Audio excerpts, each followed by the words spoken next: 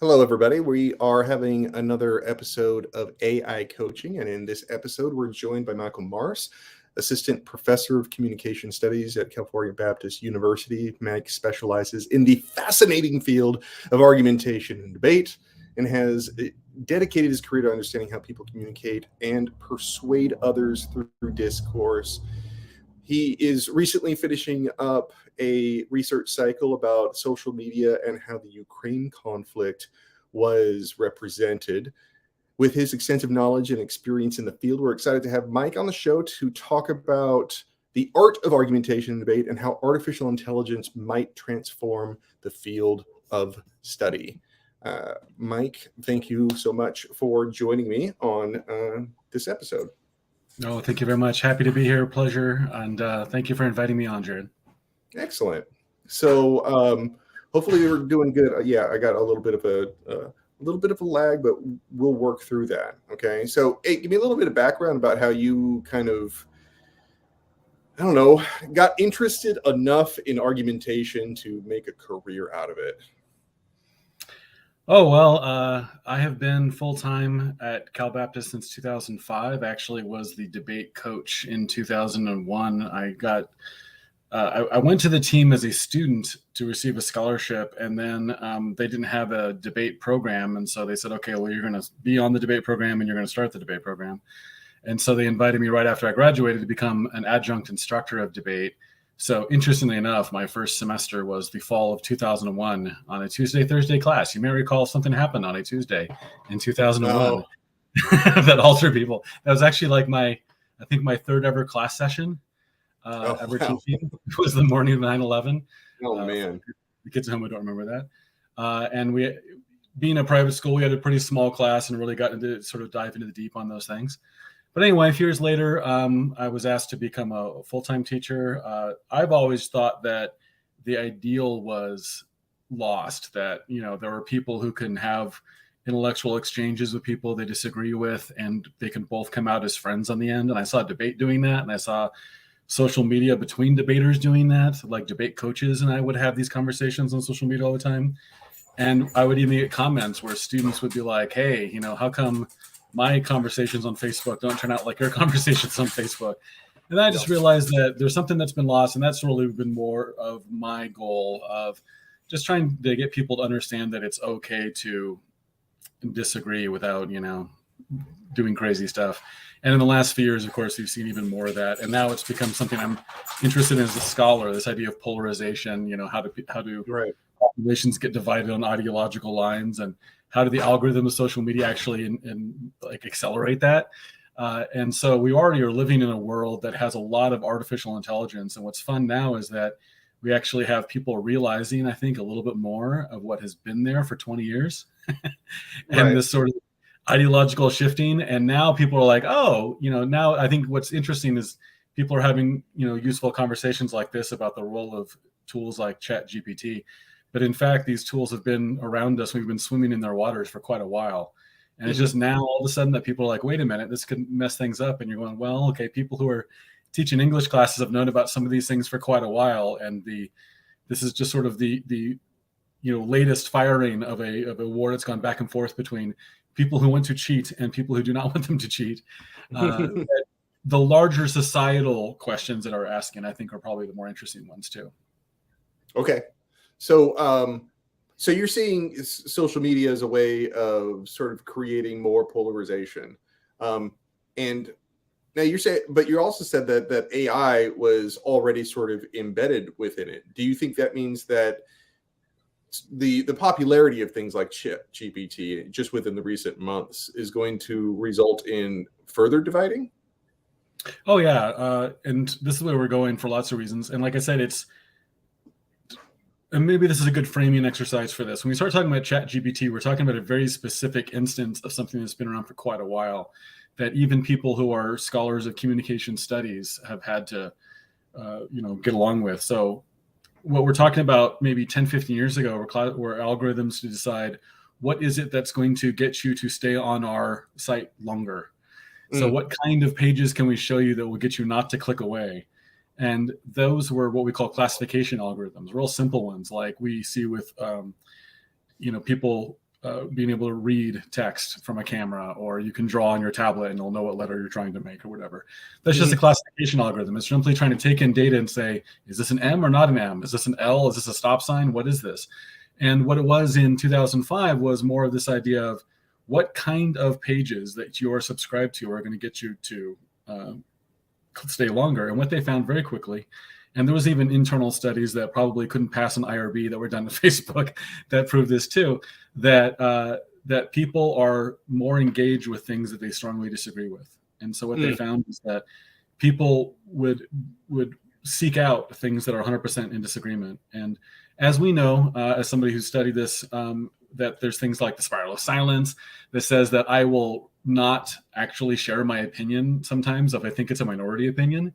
And so if Facebook or social media in general is telling me that I am on the losing side of a culture war, that like I am the only one who can fight fight the other side back, because all I'm getting is people who are 100% opposed to me or various variations of that, then I'm going to be drawn to dig in, right? So it goes along with some other ideas we have, like cognitive dissonance, that says that once you have a thought, you have to have all the other thoughts sort of go along with it. This idea that sometimes when people defend things they don't agree with, they become advocates for it. It's called counter-attitudinal advocacy, right?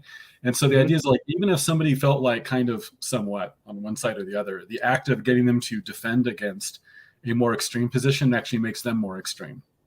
And at the same time, we know that social media is great for communities. And so that can be great for really good communities, like people who collect stamps, or, former coaches to get together for, restaurant meetings.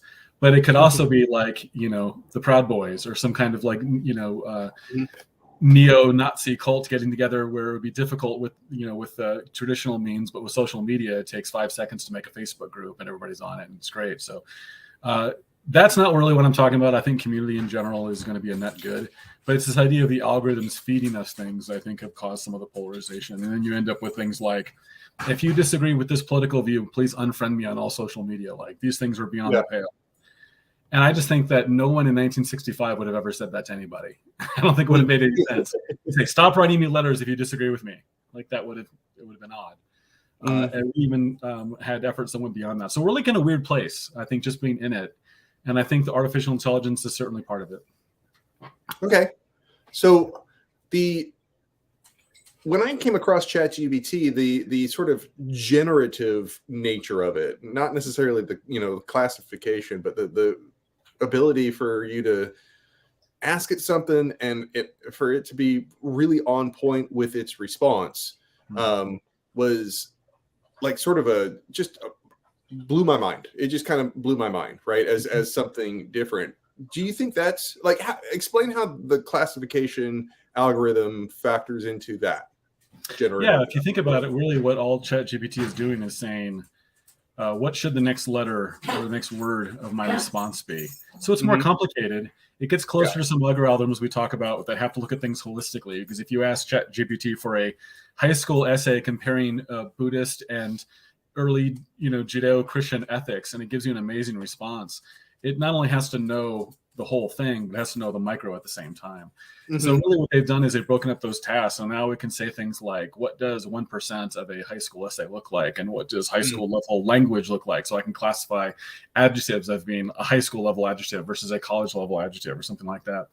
And then what it's been trained on through years, the same way humans are socialized. If you say something like, I want a Beeble box, and your parents don't know what that is, they're going to ignore you until you say something like, I want milk. Or they might ask you, what do you mean? You want, I want Beeble box. I want the white thing that comes in a glass. Like, oh, you mean milk? Like, yeah. So you get socialized to not use improper words, and you get socialized to use the correct words. So between the idea of classifying on multiple levels at the same time, and then being socialized as to what was the appropriate response, it can now then generalize from very specific things. Like, what's great, when you ask ChatGPT a question, you might be the first person that's ever asked that question in the history of the world. But it doesn't matter, because now ChatGPT is able to link them together. So it says, okay, I really know how to write essays. I really know about Buddhist ethics. I really know about Judeo-Christian ethics. So now I know, even I haven't not been asked before, what the connections are, because I've also internalized 1,000 essays that made the same connection. And now I'm going to process them into those best bits of it. And I'm going to classify this whole thing as a series of texts. And what's great is you would ask the same question a month later, and ChatGPT should be able to always give you a better answer. Yeah, the ability to ask the follow-up questions or give clarifying prompts afterwards is the feature that is just amazing, right? Because I don't feel like I have to get the question right off the bat, you know, and it's like you're kind of, it's like you're having a conversation with this thing. And I tested it. I was like, how far can I go? Yeah. So I'm a nerd in a lot of different directions. So one of the things I get into is ancient languages and trying to be more of a polyglot and so forth. And I hit it with questions from ancient Greek. And it was and it was great. It was like, what is this word? Tell me, is this paragraph make sense in ancient Greek? Is there grammatical flaws here? That sort of thing. It was great. And the only time that I really tripped it up was when I really tried to get into like the nerdy distinctions of the dialect between what they were speaking in 3rd century BC Greece and what they were speaking in like the 1st century Mediterranean world known as Koine Greek. It broke down on that distinction, but it was like well beyond the first couple levels of what you get like in an ancient Greek class in college. Yeah, some of the answers that I get. So I'm testing out what, like my assignments. Like I put my assignments in and I'm like, all right, what's it going to pump out? Because I guess I want to see what to expect from my students for this. I want like, okay, if it starts sounding like this a little bit, and most of what it pumps out, I mean, it's like at least a B. You know, I'd give a B to that. I'm like that. Yeah, that's about right. To be clear, we've seen evidence where ChatGPT has passed a AP English exam. Where that's it. So this is why, as an instructor, here's what I think is the overall model. We should not think of this as a tool for cheating. We should look at this similar to the way we view the calculator. Yeah. Now, I am old enough to have always had a calculator, but I think I was among sort of that first generation. I feel like there was actually a debate going on in the 70s and 80s about whether or not they should allow calculators in elementary school. And the argument was that if we don't, then they don't really understand it, which is kind of odd because we don't do that with other things. We tend to skip in other subject areas, but not in math. But then when they came along, they said, well, if people can get really, really good at using math, then couldn't they just get farther in the 12 years of primary education that we have, where we would become more commonplace for us to move to algebra earlier, maybe get into deeper topics because we don't have to spend so much time on arithmetic. And I feel like that's the model. I feel like, number one, it's going to happen anyway. As you know, there's been different debate formats that have had different internal discussions about rules. And some of them have come down to, well, we can't enforce the rules, so I guess we better allow it. Like during the pandemic, the question was, do we allow, for example, parliamentary debate teams to have internet access with each other? And we're like, they're on the internet. What other choice do we have? They're literally on the internet now. So the fact that they're going to chat with each other in some chat room that is not, for example, on Zoom is like, well, how would you theoretically even police that or something like that? So we made a lot of rules that were just sort of like, well, to get this going, we have to make this work. And then we knew like if it's unpoliceable, whatever. And I feel like that's where we're going to get to with ChatGPT, with writing assignments as well. And so, so how do you adapt to something like that? Like, I have some ideas on what I'm going to be doing in my class to not necessarily, I'm trying to get ahead of it, right? It's like, I don't want to wait till the grading part. I'm like, all right, how do I catch them now? It's more like, all right, let's modify the assignment. So it's still like, there is no way that they can do it without thinking critically. So the same way you would not start your college level math class with a question of 5 digits times 5 digits, because you would assume at this point they know how to do it and they can put it into their calculator anyway. And they've been doing it since 2nd or 3rd grade. So you're just like, whatever. And what's going to happen is we're going to have more areas of our class that we're going to have to assume that they can get on their own with ChatGPT and stuff like that. So some quick examples that were the first things I thought of. I think for the first time in 100 years, we're going to start having oral defense finals in many classes, which was something that was not unheard of in like the 20s and 30s, but it went away. And part of the reason why it went away in America is because of the GI Bill and enormous entries into classes. So all of a sudden, instead of having 6 people in the class, we had 28 or 35. And now we started promising everybody who went to war, which at the time, of course, was millions of people, we're going to get, free college. So we had to have all these land grant universities and large things and all that stuff. So the idea of the oral defense examination was just too inefficient. And now we have lots of schools. I don't teach at one of them, but we have lots of schools where they'll have 200 people in a class, right? And so an oral defense final for a class of 200 is not going to work. And so I think what you're going to have to end up moving to is more of a sort of bespoke educational system where, in like my class, for example, I'll have to say, all right, I'm going to sign you up for 15-minute appointments. You're going to have to come by my office. I'm going to ask you a question. I'm going to ask you 2 follow-up questions. The answers to those are your score on the final. Deal. And these are all the possible things I could ask you about. Here are the connections I'm going to be looking for. Here's the rubric I'll be using. Like, you can really try to make it as easy as you possibly can, but at the end of the day, it's going to have to be an interpersonally derived thing. We'll even have to get to the point where we'll have to say, all right, well, you can't wear sunglasses in my office during it because they could be, augmented reality sunglasses feeding you the correct answers and whatever else, right? So at the end of the day, like, an essay is just designed to teach or to assess. Do you know the content well enough to explain it back to me in an essay? And I feel like we're going to have to do the same thing with speeches to say, to prove to me that you understand whatever the subject matter is, you're going to have to explain it back to me in 15 minutes or 10 minutes or whatever. And that's going to be the way we're going to do it. Number 2, we're just going to have to get away from the idea of essays as summary statements. We'll never be able to do essays that are like, what is this topic? Instead, it's going to have to be much more specialized. So I think we'll be fine in a debate class saying things like, can you give me a debate brief that consists of 4 cards that together argues this? I think that's going to be one of the last things because, legal briefs and things like that are very specialized. The kinds of things we're looking for are very specialized. But I think that the days of the first question being, where is Albania on the map when you get an extemp question or you get a debate topic is going to be gone because you don't need coaching for that. So I also think this is going to really impact what goes on at tournaments because some of the stuff doesn't make any sense anymore that we were doing 10, 15 years ago. And I think this just sort of puts more of a spotlight on some of those weird practices.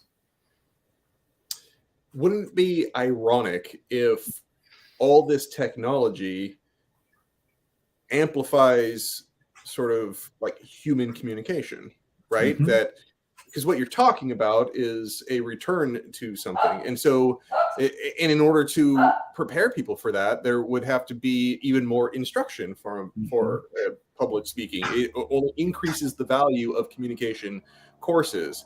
And so it seems. Well, remember, changing general ed at any campus, forget all the Cal States or the community colleges, is not a speedboat. It is an oil tanker. Right? Yeah. You have a very focused way you need to change it, and you have 30 years to do it. It might get halfway done in 30 years. So I get it. Unfortunately, what we're going to have to do is we're going to have to adapt to the rules that we currently find ourselves in. And universities that are a little bit more flexible that can pivot to this a little bit faster than others are going to have a distinct advantage. Now, you work at a private university. Do you think private universities are better suited to make pivots like that? Absolutely. And by the way, one of the big ones, and I just say this, is objective reality. I've had a couple of times where I've taught as a adjunct instructor for a semester or a year at a community college. So I have a little bit of a sense of it. But the idea of, like, for example, adding a class of saying, okay, well, we have 22 public speaking classes and so many argumentation debate classes, we need to add 5 more, is an act that takes years. At a private school, it takes a day or 2. We literally say, oh, we have 10 students who want to be in an extra public speaking class that doesn't actually exist on the schedule. Could we add it? Sure. We find an adjunct, we find a full-timer, we make a call, it gets added in the computer. It happens within a day or 2. We have our, and what ends up happening because of that is that people who are told that they can graduate in 5 or 6 years from a public university are being told they can graduate in 3 or 4 from a private school. So even if they don't want to pay the tuition, which, by the way, our tuition, to give you an idea, Cal State's tuition now is what mine was when I was a student at Cal Baptist. Oh, okay. Wow. So the Cal States have gone way up. Cal Baptist now costs, more, but it's now a question of, do I want to spend more on the 5 to 6 year education or even more on the 3 year to 4 year education, getting out they might have a program they don't have at a Cal State or whatever. And so even in the course of the school sort of struggling recently post-pandemic, our school has not really been the case like that. We're still in a growth mode because of that. And it's because of that new programs, flexibility, I think a focus on a good balance of teaching excellence and also research priorities, things like that. Do you think that like there's a different attitude maybe amongst the administration as well? Do they embrace stuff like this more, like the sort of shift in technology and tools and in implementing those things into courses? Yeah, I mean, number one, if you tell any administrator that some student will major on something, they'll create that major as quickly as they possibly can. The only difference is that at some schools it might take a year or two, and at CBU really doesn't. But yeah, I think so. I think their main goal will be in what do students look like in 5 years, 10 years, 20 years. I don't think they care quite as much on, how is it taught in 5, 10, 15 years. I think they'll be like, we'll figure that out. And the people who are, the actual teachers will figure that out. And we will. And hopefully, I think like with the pandemic, there's just been a lot of just open exchange, people posting on social media that I've seen that have been like, kind of like at the beginning of the pandemic, that was like, hey, I've never taught online. How do I do this? Or how does Blackboard work? How does, Canvas work? And I think the same thing is happening now. You're seeing more conversations that are like, okay, I just think I may have just gotten my first essay that was written by a bot. What do I do? Kind of thing. And I think these conversations are going to happen over the next couple of years with some really key areas like the basic course division, which is a part of NCA, the National Communication Association, is going to have to do a bunch of research and develop some guidelines, and we're all going to follow after the brilliant people in that division who do that work, because for many of us teach the public speaking class. And obviously ongoing research is going to have to go on to see which one of these are best, and then we'll probably pick something and then we'll realize that it was pedagogically bad or was bad for a certain group, and then we'll change it and it'll happen, but it'll take a few years to figure it out, because at this point, it's just going to be on everybody's phone. So what have you done in your classes to adapt to this new technology? So I've talked about it. I've talked about where we're going to go. I actually don't have a lot of essays to begin with. I actually have been doing end of the semester essays or speaking assignments for a long time. And it's funny how odd they still seem to people. Like, wait a minute, you're a communication studies major. You just took a class in communication theory, and all I want you to do at the end is identify one of the theories and how it applies to your life at the end. And I still have people who are like, wait, how long is it? And I say, well, 2 or 3 minutes, no big deal. And they say, cool, can I write an essay instead? And I go, no, you cannot write an essay instead of speak for 2 minutes. But I think that's the point, is that, we know as a society, what we're teaching is actually getting worse. Right. In the same way, if we taught psychology and we saw like depression rates going up, which of course they are, but in the same way, we see communication skills going down. It's like, wait, this is what we teach. So I do think it's going to be more valuable going forward. I have not done any massive changes. I'll point out one. In our public speaking class, we're using a software that actually does a artificial intelligence audience for people. Yeah, like a virtual reality type setup. Yes, the one we're using, who knows where it's going to work out. We're trialing it this semester. It's called Pitch Vantage, and what it does is it measures like vocal dynamism and eye contact, and it gives you an artificial audience that like gets bored if you're not looking at them, and the audience is like, kind of thing.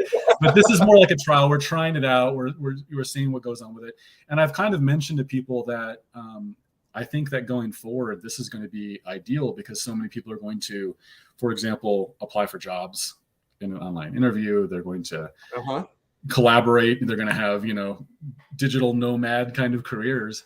And the idea of like, can you give a dynamic speech to your laptop would have sounded like an odd thing 20 years ago. But now we're like, that might be the only thing that matters for massive career growth. Right. There's another tool that I've been using and talking about a lot called Udily, that actually is able to register how many verbal fillers you have and reflect that information back to you. And now it has a conciseness editor. So it tells you what you said and then suggests how to say it in fewer words. I don't know. It's really fascinating, all the different things that are coming out and how they're all coming out kind of at the same time right now. I mean, I guess that makes a whole lot of sense, because they're all language tools, right? It's like, so if one person takes one and just modifies it. like all technology, it was around for a while until somebody figured out exactly the leverage point in a market to make it work, right? Like Right. there were chatbots 20 years ago, and they were fun, and they would theoretically, for some limited context, pass a Turing test where you weren't really sure if you were talking to a chatbot or not, but they had a limited scope. And if you asked them a question that was like a little bit too bizarre, it wouldn't really work. So the tech was there, and it took an open source company, OpenAI, to make ChatGPT, and now they're have relationships with Microsoft. So we're going to see everything in Bing is going to be from ChatGPT in the next year or so. Yeah. But that's the way all the technologies are, right? Like they're waiting for the need, and when we have the need all at the same moment, and then there's of course times in our history we know we haven't had the need.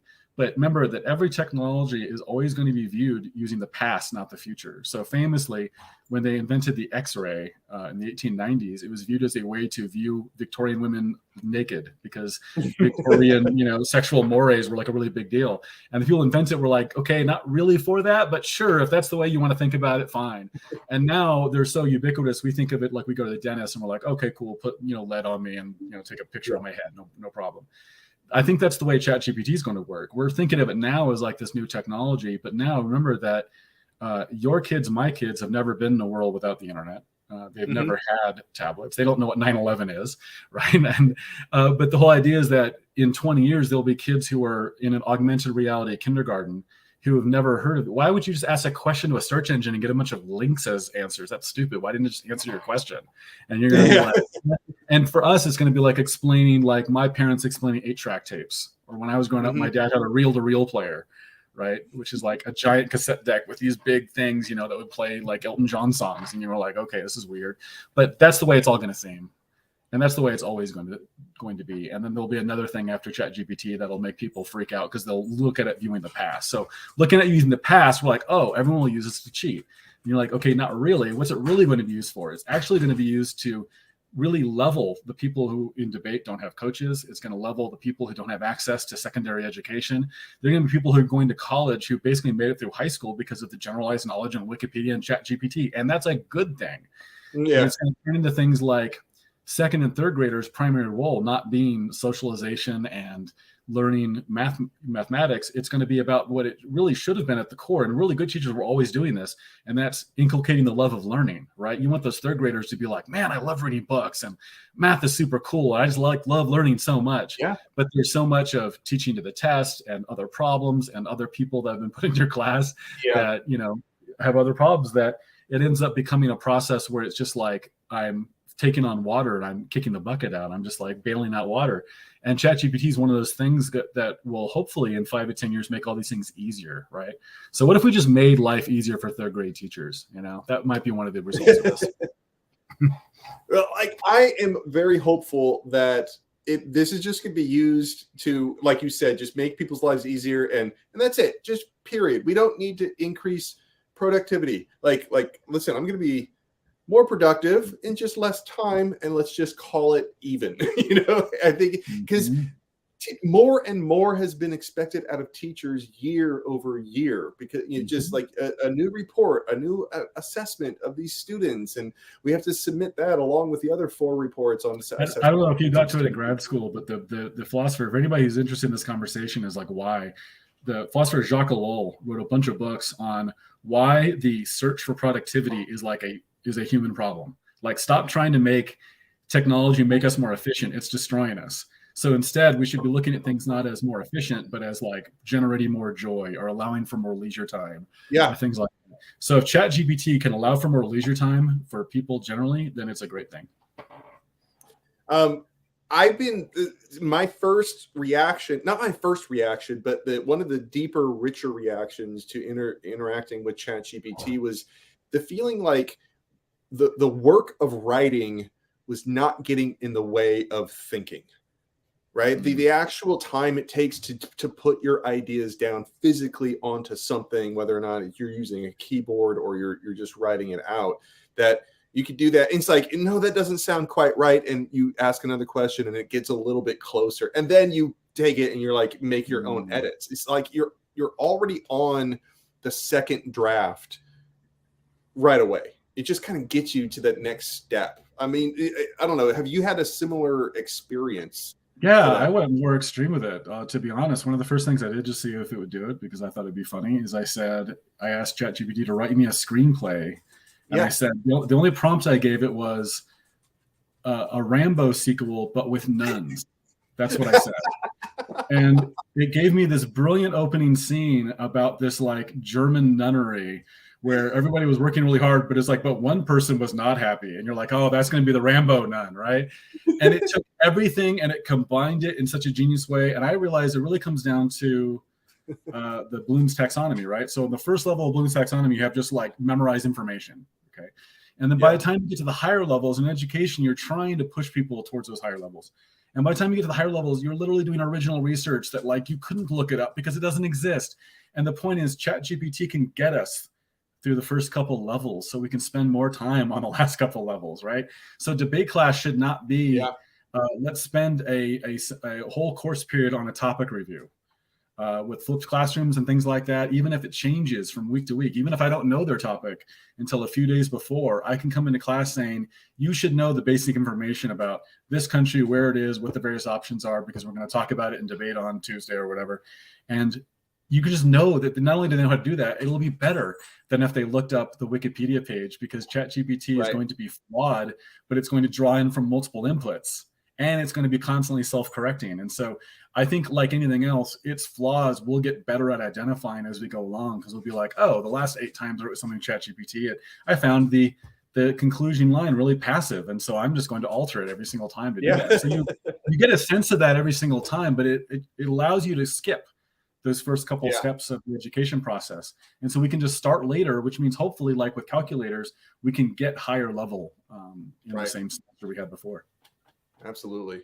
Yeah. So I'm pretty optimistic about this stuff actually. So yeah. I'm hoping so. I'm really looking forward to just having it on the screen and having a discussion with the students. I'm like, all right, give me something. And then and actually finding fake sources, which I've gotten out of ChatGPT. Yeah. You know what I mean? I'm like, all right, cite your sources. And the source, like, sometimes the title is right, but the year is completely wrong because it's trying to make it more current or something like that. Because sometimes I'm like, I want only sources within the last 3 years, or I'll say that. One of the things that confuses it is that, and we do this when we've both had to do citations for stuff.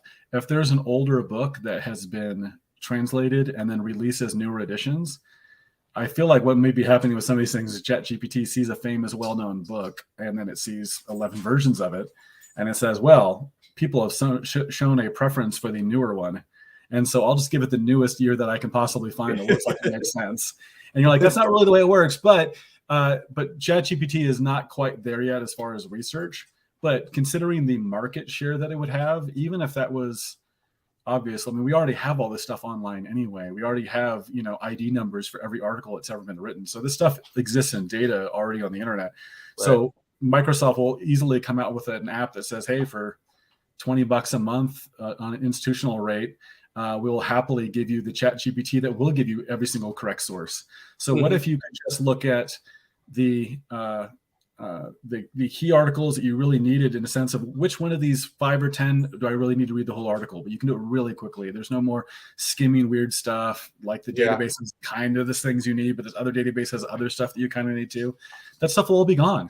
And when I teach a research methods class, which I just started doing this spring, actually, it'll be so easy to be like, just pick a topic area and say like, hey, ChatGPT, what are the top 10 articles from the last 3 years in this area? And they'll all be right. It may not do any of the in-depth synthesis you want to, but again, that's level 1 stuff or level 2, right? So I don't need you to find information. I need you to find like basic level information, but like from an academic source. That's a hole right now. I feel like no problem in the next couple of years is going to be solved because it's one of those things like right now, like, why do we still have students who struggle to do APA or MLA formatting correctly when there's all kinds of artificial intelligence and websites that are like, literally just give me your source. I will put it in correct APA format. And yet that still ends up being the issue. So there'll be some that will not, grab onto this. And so, but I think it will be a leveler because it's so easy to get started.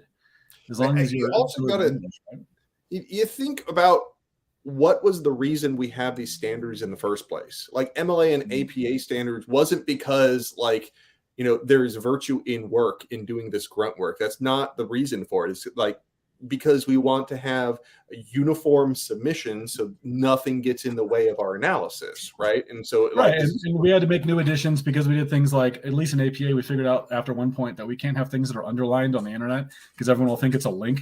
So yeah, that's italics. So there's stuff like that. When people like talk about the new additions, they're usually for some technological reason. Yeah. Like when I was an undergraduate, we actually did put titles of books in underlined. And then we realized that was a bad idea. And there's other things that have happened because of that, or we had to come up with new things because they're like, well, what do I do with YouTube videos? Well, that wasn't the thing, but now we've all cited YouTube videos. So now it's like easier. So yeah, it's just purely a thing of trying to get it out of the way so you can say things and you can have support for it, that we can all agree this is what the sport's supposed to look like, right? So it should be pretty easy. But like I said, it's not been a focus of the research. It seems like what it's really been focused on is like high school level of, can you write this essay? Can you explain this concept to me? Which is all great. And so much of what we do in college is taking what we learned in high school and jamming it together in ways it wasn't supposed to, right? Which is kind of the fun of a lot of college courses. But that's going to be the thing that ChatGPT is going to struggle with for a bit. All right. Well, it's been a pleasure, Mike. All right. Thank you so much for all of your insight. I hope that we'll be able to do this again sometime. All right. I think that's our time, though. So thank you. All right, cool. Have a good evening. All right.